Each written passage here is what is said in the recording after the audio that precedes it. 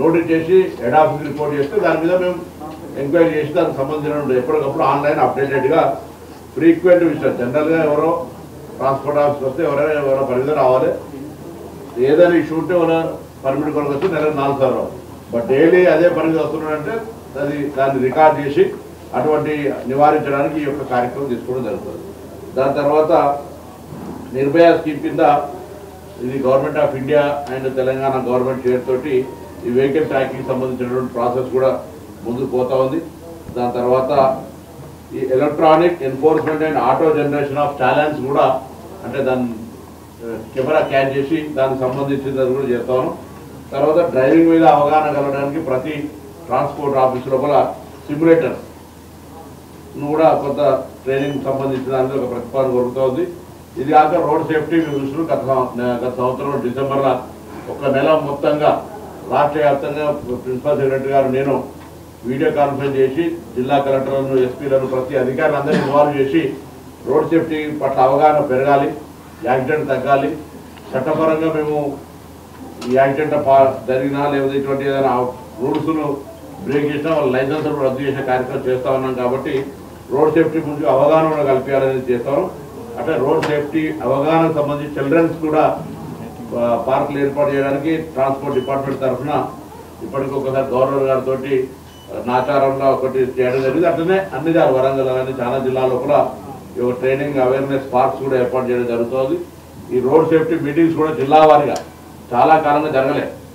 జిల్లా కలెక్టర్లు, జిల్లా ఎస్పీలు, మా ట్రాన్స్పోర్ట్ ఆఫీసర్స్, దానికి సంబంధించిన స్టేక్ హోల్డర్స్ అందరినీ పిలిచి ఈ యొక్క రోడ్ సేఫ్టీకి సంబంధించిన కార్యక్రమాలు కూడా జరుగుతున్నాయి. తర్వాత ఇంకా కొత్త టెక్నాలజీ తీసుకురావాలని automatic driving centres, testing centres, automatic vehicle fitness సంబంధించినటువంటి మారుతున్న కాలానికి అనుగుణంగా వాటిని కూడా తీసుకొని పోవాలనేటువంటి ఆలోచన చేయడం జరుగుతుంది. అదేవిధంగా హెచ్ఎస్ఆర్పికి సంబంధించి కూడా ఇంకా ఒక ప్రాసెస్లో అంటే ఓన్లీ ముందు మైనింగ్ మినరల్స్ వెహికల్స్ ఎందుకంటే డబల్ నెంబర్, ట్రిపుల్ నెంబర్ పోతూ ఉన్నాయి. ఈ టూరిస్టుకి సంబంధించిన vehicles double number, triple number తోటి పోతుందనే ఒక ఆరోపణలు ఉన్నప్పుడు హెచ్ఎస్ఆర్పి ఏదంటే ఇమీడియట్గా హై సెక్యూరిటీ ప్లేట్స్ ఉన్నట్టయితే ఇష్యూ ఉంటుంది. కాబట్టి వాటిని ముందు కామన్గా దానివల్ల ఏంటంటే సుప్రీంకోర్టు డిసిషన్ ఉన్నప్పటికీ కూడా చేస్తే కొంత లక్షల వెహికల్స్కు సంబంధించి ఇబ్బంది అవుతుంది అనేది ఓన్లీ ముందు mining, mineral and commercial vehicles సంబంధించి చేసేటువంటి ఆలోచనతో చేస్తాను.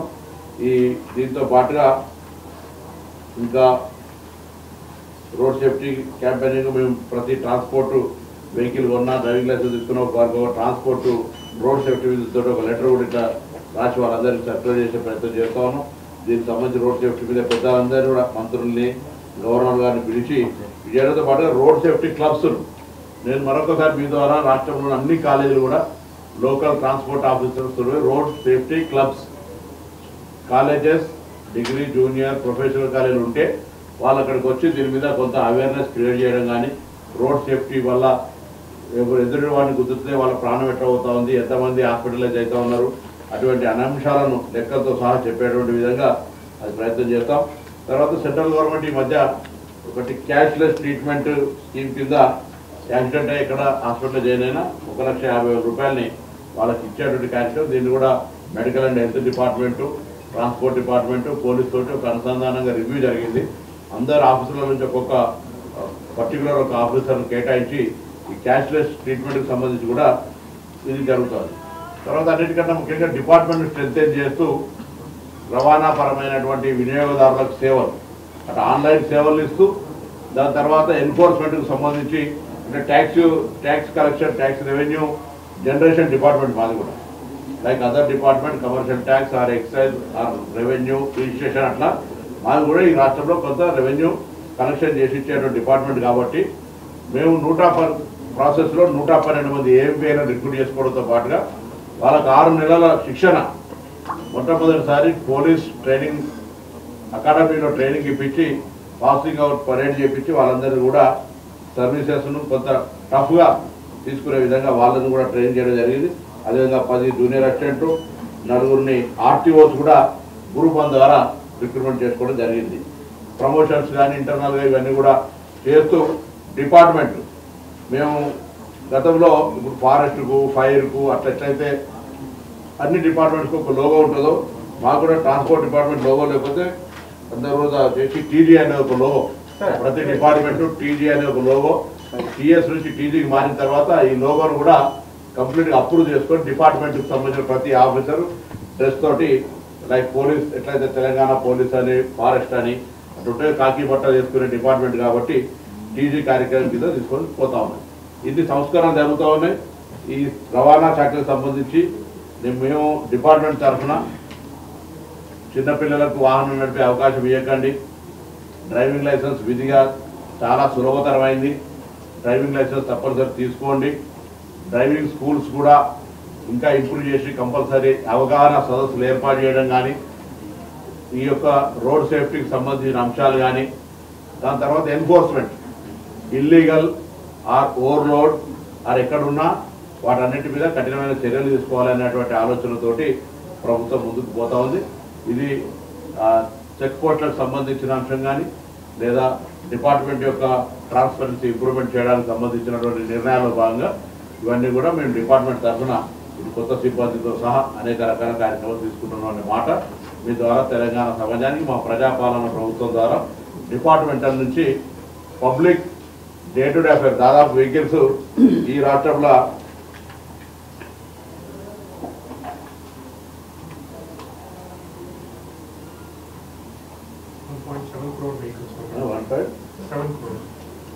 1.7 crore వెహికల్స్ దాకా వెహికల్స్ ఉన్నటువంటి సందర్భంగా మరి అంత వెహికల్ను మనం అంతా కూడా స్ట్రీమ్లైన్ చేయాలి. రోడ్ల మీద తిరుగుతూ ఉంటుంటాయి.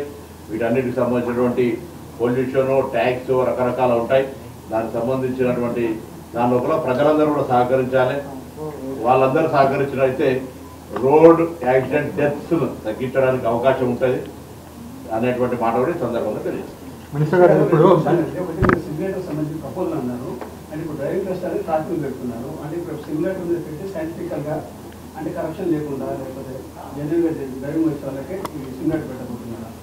రేపు డిపార్ట్మెంట్లో కొత్త గతంలో మాన్యువల్ లేదా హ్యూమన్ ఇంటర్వెన్షన్ ద్వారా కొత్త ఆరోపణలు ఉన్నటువంటి పరిస్థితి అందరికీ తెలుసు.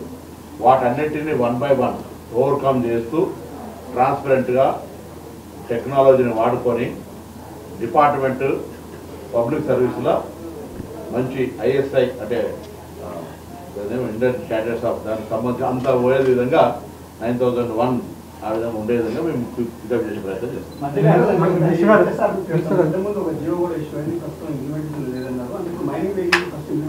మైనింగ్ కానీ అంటే జనరల్గా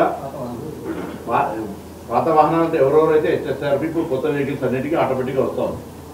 ఎవరైతే పాత దానికి సంబంధించి కొంత ఆరోపణలు డబల్ నెంబర్ ఇవ్వరు ఉన్నాయో వీటికి సంబంధించి అది అరికట్టాలంటే ఇది ఓన్లీ నిద్ర రావచ్చు. కాబట్టి దాన్ని తీసుకొని వస్తాం.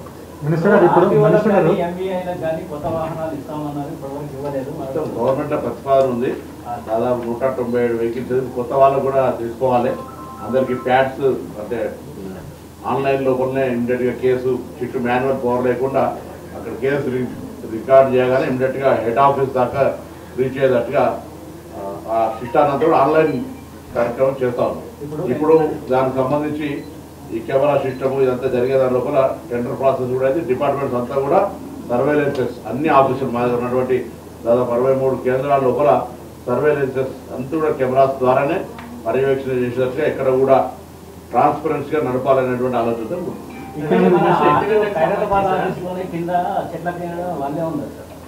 ఎవరున్నారు? బ్రోకర్ అంటే ఒక ఆఫీసులకు 4 సార్లు వస్తుందంటే ఆటోమేటిక్గా రికార్డ్ అవుతుంది. రికార్డ్ అనేది తెలిసిపోతే ఎవరైనా ఎంక్వైరీ చేస్తాం కదా. దాని కొరకు ఆపడానికి అరికట్టడానికే వ్యవస్థ. ఇప్పుడు రోజు ఆఫీసులో నువ్వు ఇలా ప్రెస్ కాన్ఫరెన్స్ కాబట్టి ట్రాన్స్పోర్ట్ ఆఫీస్కి వచ్చినావు. రోజు వస్తున్నావు అంటే నువ్వు కంపల్సరీ మాకు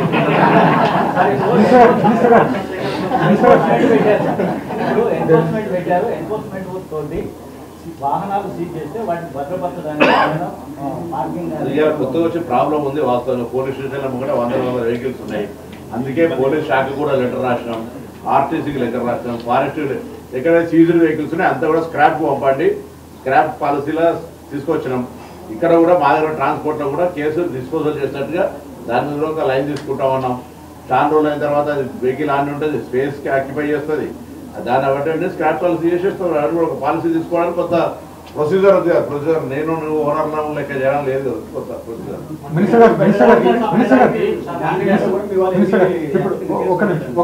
మినిస్టర్ గారు ఇప్పుడు ఈ హైర్ వెహికల్స్ బిల్స్ పెండింగ్ ఉన్నాయని వీళ్ళు సమ్మెలకు దిగిండ్రు. ఇది రాష్ట్ర వ్యాప్తంగా పోయేటట్టు ఉన్నది. ఎంత పెండింగ్ ఎంత ఉంది? అన్ని డిపార్ట్మెంట్స్ ఆర్థిక మంత్రి అడిగే ప్రశ్న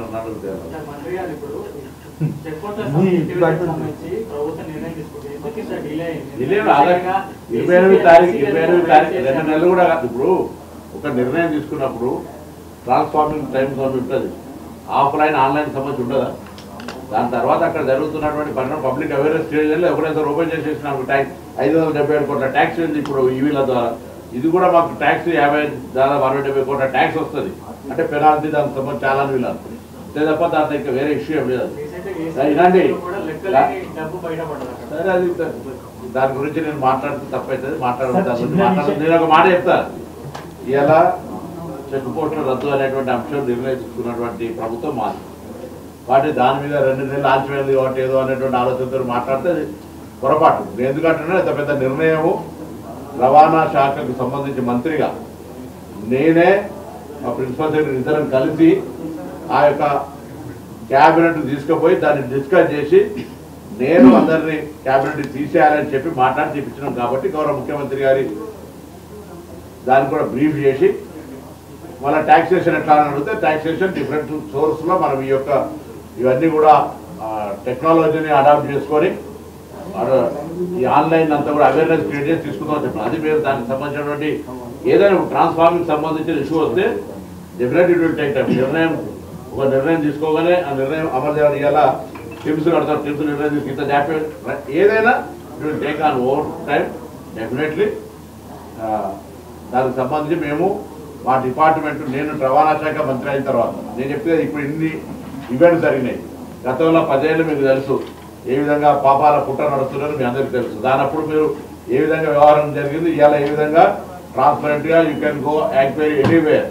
ట్రాన్స్పోర్ట్ డిపార్ట్మెంట్లో మ్యాక్సిమంగా 100% నేను రిమూవ్ అయిందని చెప్తలేను. పరివర్తన అనేది ఒకటేసారి ఏది కాదు. తప్పకుండా పరివర్తన జరుగుతోంది. మా ప్రభుత్వ విధానం అది. ప్రజలకు ఎక్కడ ఇబ్బంది కలగకుండా ట్రాన్స్పరెంట్గా ఆన్లైన్లో అన్ని రకాల సౌకర్యాలు తీసుకురావడానికి మా ప్రయత్నం జరుగుతుంది. దానికి సంబంధించి ఆర్టిఫిషియల్ ఇంటెలిజెన్స్తో పాటుగా టెక్నాలజీని అడాప్షన్ చేస్తాం. సార్, రోడ్డు సేఫ్టీకి సంబంధించి చిన్న సమస్య చిన్నగా కనిపించిన మేజర్గా ఇన్సిడెంట్ జరుగుతున్నాయి సార్. హైదరాబాద్లో చూసుకున్నట్టుంటే బస్సులకు సంబంధించిన విషయము సైడ్ ఉంటుంది, రోడ్ సైడ్లో ఆపుతారు. తర్వాత ఎక్కడ కూడా బస్సెస్ ఆపట్లేదు, దిగే వాళ్ళు ఉంటేనే ఆపుతున్నారు. దానివల్ల ఏమవుతుందంటే రోడ్ల పెద్ద మనుషులు కానీ వీళ్ళని దిగడం వల్ల యాక్సిడెంట్ ఎక్కువ జరుగుతుంది. తర్వాత కట్టు కొట్టడము ఎట్లా అంటే వెనక వెహికల్స్ వస్తాయి, దాని కట్టు కొడుతుంది. ఇట్లాంటి ఇన్సిడెంట్స్ అంటే రోడ్ సేఫ్టీకి సంబంధించిన విషయాలు మీ గురించి తీసుకొచ్చినాం. మీరు ఎక్కడన్నా బస్ వే ఉన్న దగ్గర మీరు కొద్దిగా స్టాప్ను పెడితే మీకు తెలుస్తుంది అది బాగా నష్టం జరుగుతుంది సార్ రైతులు. తప్పకుండా మీరు సూచనలు తీసుకుంటాం. ఆర్టీసీ అధికారులతో కూడా మాట్లాడి లేదా ప్రైవేట్ వెహికల్స్ అయితే డిపార్ట్మెంట్ తరఫున కంట్రోల్ చేసేటువంటి ప్రయత్నం చేస్తాం.